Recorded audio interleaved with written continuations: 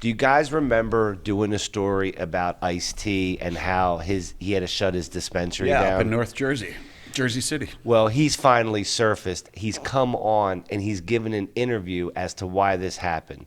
Shall we take a quick look? Sure. All right. Sure. Let's play it because this guy's unbelievable. Just opened up a dispensary, and I made a big mistake, and we bought a 12,000 square foot building.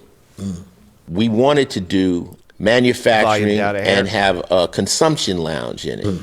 But Jersey City, the cannabis board went out. They just left.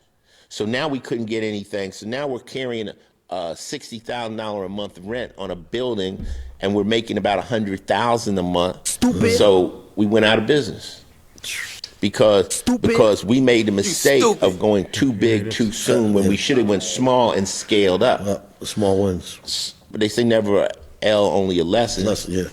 But that was a hard lesson. That was a $2 million lesson. Yeah, that's a little L. But you lose 2, you got to go get 10, and you just got to hustle like that. And you can't keep, at one point in the game, I was putting in $20,000-$30,000 a month just to keep it open, Yep. But I'm like, this shit is not working. It's not. Yeah, you can't keep doing it. You can't throwing good money after bad. I'd rather take that 30 grand and put it in something else. That's a fact. So yeah, we took an L there, but it is what it is. The marijuana gold rush is over. Dispensaries are like liquor stores.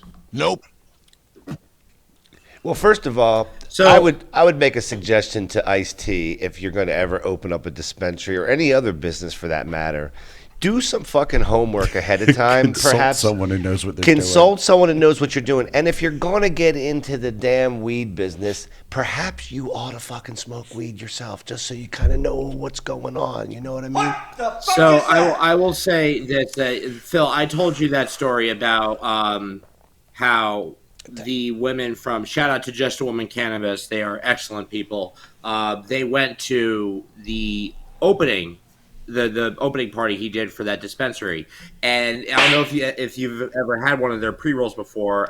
They're rolled in flower, like actual like flower, like rose petals and stuff like that. So they did a big pre-roll for him, and then they got there and found out, they told them, "Oh, I don't smoke," and I heard that. And I personally thought, thank God it wasn't me, because I would have not been able to help myself from looking heartbroken. So that aside, look. Yes, relevant point you made, but I will counter that by saying that we both know the dude's got a bunch of different hats that he wears.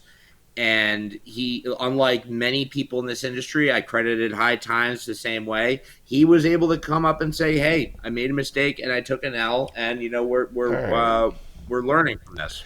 Well, listen, I'll give him credit for that. It's a tough business.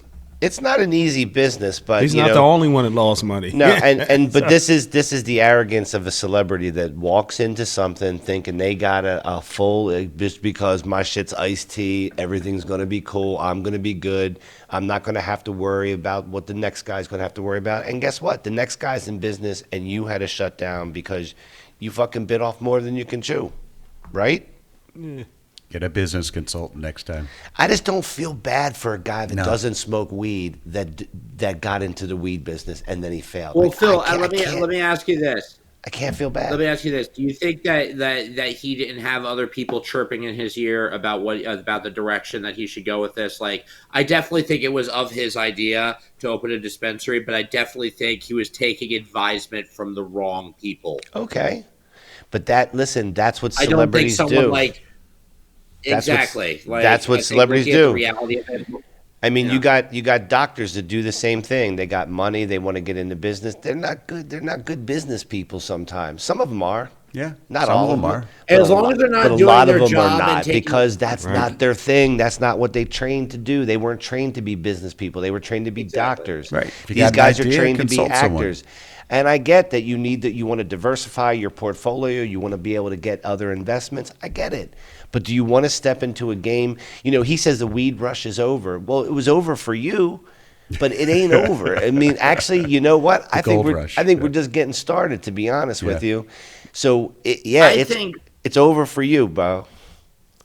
I think look, I think personally, here's where we are. I agree with him. The what he's referring to, I believe, was the prime gold rush of the opening of dispensaries in New Jersey, and I believe yes, that is over. What I think isn't over and is just beginning is the official rise of culture and community in New Jersey and beyond with cannabis. The stigma is dying out. More and more content creators are popping up, more and more creatives, more and more brands are opening up about, being cool with cannabis. So I think that's what he was referring to in that regard. But again, like sell some kratom. he took no, don't.